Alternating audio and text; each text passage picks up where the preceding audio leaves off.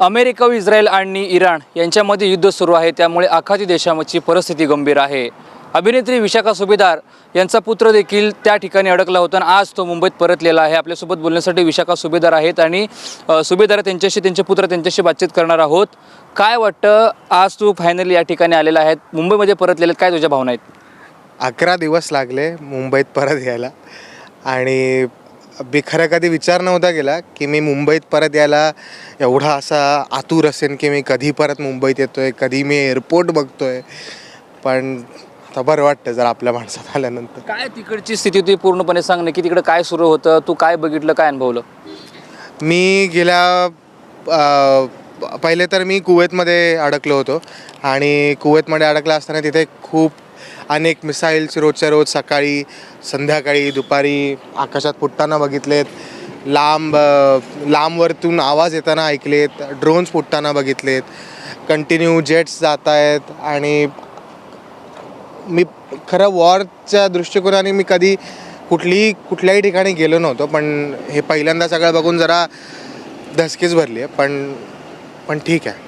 काय तिकडे तुम्ही उतरल्यानंतर विजा देखील प्रॉब्लेम झाला होता, विजा मिळत नव्हते, त्याच्यानंतर प्रयत्न करण्यात आले महाराष्ट्र सरकारने. गेल्या मी आता फायनली ज्यावेळेस आम्ही पूर्ण 8 दिवस कुवेतमध्ये अडकल्यानंतर तिथून त्यांची एअरस्पेस ओपन होत नसल्याने आम्ही ठरवलं सौदीत यायचं. आणि सौदी अरेबियामध्ये येण्यासाठी एक विजा लागतो सौदी अरेबियाचा. तो विजा फॉर सम रिझन माझ्या नावाचा येत नव्हता. बाकी ऑलमोस्ट 160 लोकांचा विजा आला होता आणि मीच त्याच्यामधला होतो की ज्यांच्यामध्ये अडकलो होतो त्यावेळीस. आणि माझ्यासोबत 24 जण होते. तर त्या पूर्ण प्रोसेसमध्ये मला मुख्यमंत्री देवेंद्र फडणवीस, त्याच्यानंतर मनोज मुंडे, त्याच्यानंतर विनोद सातव, प्रेरणा हुनराव आणि भरत बलवल्ली आणि अनेक लोकांचा मला पाठिंबा मिळाला आहे, सपोर्ट मिळाला आहे. त्याच्यामुळे काही गोष्टी पुढे प्रोसेस होऊन पटापट पूर्ण गल्फच्या सिक्युरिटी हेडपर्यंत गोष्टी जाऊन त्यांनी तिकडनं विजा पास करवून घेऊन गल्फ हेडकडे जाऊन त्यांनी पूर्ण आमचा विजा, माझी आणि माझ्यासोबतच्या 24 लोकांची प्रोसेस एका रात्रीत पटापट पुढे ढकलली. जे साधारणतः त्या दिवसांमध्ये त्यांच्याकडे फ्रायडे आणि सॅटर्डे हे 2 दिवस कामं होत नाहीत, त्याच 2 दिवसामध्ये आमची कामं झाली. आणि ऑफिसेस बंद असूनसुद्धा त्यांनी त्यांचं प्रोसेस पटापट फास्ट करून घेतली. कारण की आपल्या मुख्यमंत्र्यांचे मनोहर मोहोळ सर, मुरलीधर मोहोळ सर, या सगळ्यांचे कॉल त्यांच्यापर्यंत पोचल्यामुळे माझं काम पटापट होऊ शकलं आणि मी फायनली आता इथे आहे. कधी तिकडे गेल्यानंतर नक्की त्या ठिकाणी काय होत होतं, नक्की काय झालेलं आणि परत येण्यासाठी एवढं काय होतं? मी चाललो होतो लंडनला. माझं शिक्षण पूर्ण झालं आहे आणि मी पुढचं एक वर्षभर तिथे काम करून परत मुंबईतच येणार होतो काम करण्यासाठी. एक छोटा एक्सपिरियन्स हवा, तिकडची फिल्म इंडस्ट्री कशी वर्क करते, तिकडच्या गोष्टी कशा होतात हे बघण्यासाठी मी 28 फेब्रुवारीला आम्ही इकडनं निघालो होतो. तिकडे पोहोचल्यानंतरच मी दुसऱ्या फ्लाईटमध्ये बसतानाच आम्हाला सांगितलं की एअरपोर्ट क्लोज झालं आहे आणि आम्ही तिकडनं खाली आलो. आणि त्याच्यानंतर आम्ही कुवेतमध्येच अडकलो होतो पुढचे 10 दिवस. तो जेव्हा त्या एअरपोर्टवर गेला तेव्हा T1ला ड्रोन हल्ला झाला, त्यानंतर T2ला झाला आणि हा त्यावेळेस T4ला होता. आणि मग तिकडून त्यांना कुवेतवरनं हॉटेल्समध्ये वगैरे नेण्यात आलं. तोपर्यंत त्यांनी मला काही असं सांगितलं नव्हतं की त्यांना पण रादर माहिती नव्हतं की काय चालू आहे. खरं आम्हालाही न्यूजमधनं कळलं, पोलिसांकडून अशी सूचना नव्हती. कारण ऑब्व्हियसली लोकांना पॅनिक जास्त करवायचं नसतं, त्यामुळे त्याही गोष्टी तेही पटापट सांगत नाहीत. तर त्यांनीसुद्धा त्यांच्याकडे इन्फॉर्मेशन ठेवली होती. आम्ही न्यूजवरती शोधून आम्हाला कळलं की अरे इथेच बाजूला हल्ला झाला आहे. त्याच्यानंतर आम्हाला लगेच पटापट इव्हॅक्युएट करण्यात आलं पुढच्या 1-2 तासाभरात आणि आम्हाला एका हॉटेलमध्ये शिफ्ट करण्यात आलं. त्याच हॉटेलमध्ये आम्ही पूर्ण वेळ होतो. ॲक्च्युली मला असं वाटलं होतं की तो पण असं म्हणत होता की आई 2 दिवसात एअरस्पेस सुरू होतील, त्यामुळे होईल. त्यामुळे 2 दिवस मी पण आपल्या देवाचा धावा करत शांत बसले होते की आता होईल. माझ्या नवऱ्याला पण म्हटलं की असं झालं आहे. आम्ही पण एकमेकांना आपला दिलासा देतो आहे की होईल एअरस्पेस सुरू, म्हणजे काहीतरी एअरस्पेस झाली किंवा आपले विमानं सुरू होतील, सगळं होईल.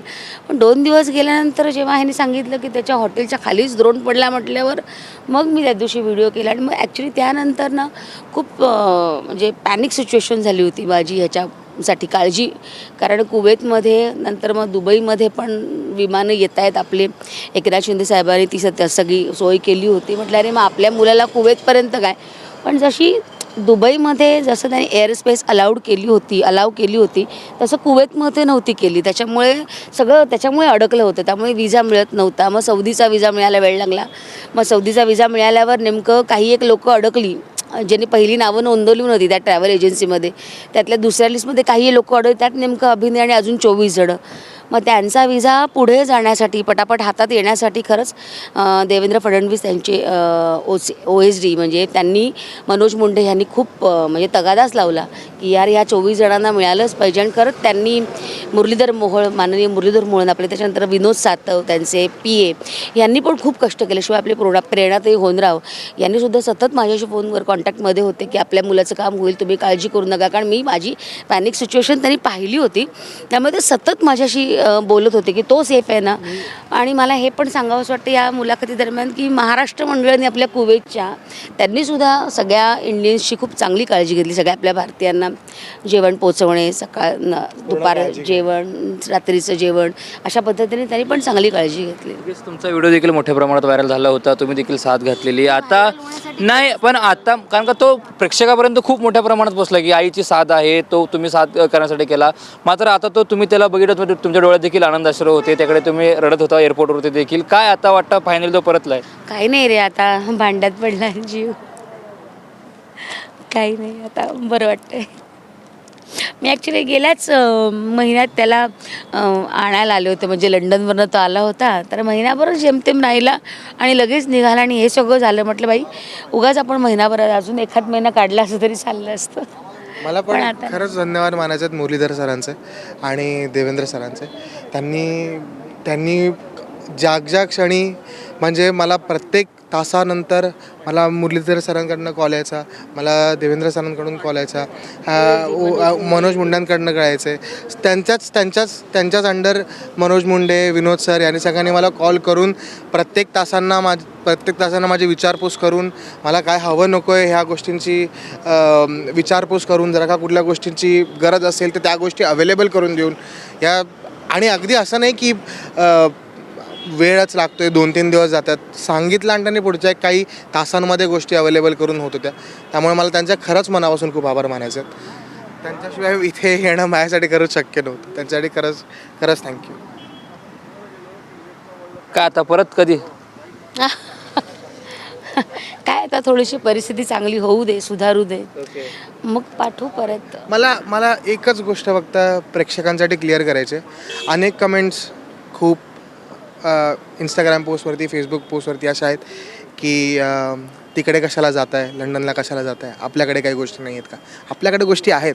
आपली इंडस्ट्री, आपली फिल्म इंडस्ट्री डेव्हलप होते आणि त्या डेव्हलप इंडस्ट्रीमध्ये आपलासुद्धा काहीतरी एक छोटा मोठा का वाटा होईना, या त्या छोट्या मोठ्या वाट्यासाठी जी काही तयारी करायची आहे ती फक्त मी तिकडे जाऊन करून इथे येणार आहे. बस माझं एवढंच म्हणणं आहे. त्याच्यामुळे असं समजू नका की मी तिकडे जाऊन सेटल होणार आहे आणि आईचे कष्ट. लोक बोलतात बाळा, लोक बोलतात, त्यांना माहिती नसतं सिच्युएशन काय आहे, कशा परिस्थितीत.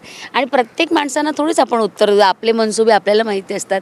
आपण आल्यावरच कळेल त्यांना की अरे इथे काम करतोय, तिथेही काम करतोय. ठीक आहे. नक्कीच या होत्या विशाखा सुभेदार. त्यांचा पुत्र फायनली मुंबईमध्ये आता आलेला आहे, त्यामुळे त्यांचे आनंदश्रू आपल्याला पाहायला मिळाले. आता मात्र आणखीन काय यांच्यासोबत प्रवास होते ते देखील या ठिकाणी परत आलेले आहेत. कॅमेरामॅन आसिफसोबत रणजित इंगळे, TV9 मराठी, मुंबई.